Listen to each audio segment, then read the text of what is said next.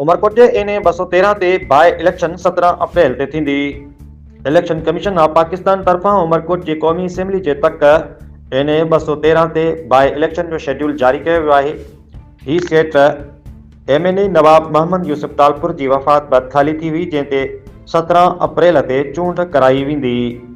Election commission जे जारी कयल notification मूजिबि 3 मार्च ते नामज़दगी फारम जारी कया वेंदा, जॾहिं 4 खां 6 मार्च ताईं फारम जमा कराए सघिबा। 7 मार्च ते उम्मीदवारनि जी अहल हुजण जी जांच कई वेंदी, जॾहिं 17 मार्च ताईं उम्मीदवार अपीलूं दाख़िल कराए सघंदा। उम्मीदवार 26 मार्च तां दस्तबरदार थी सघंदा। 27 मार्च ते चूंड निशान अलॉट कया वेंदा। वाज़े रहे त उमरकोट ज़िलो सिर्फ़ हिकु क़ौमी असेंबली जी सीट ते मुश्तमिल आहे, जेको सामारो, कुनरी, उमरकोट ऐं पिथोरो तालुक़नि ते ॿधलु आहे।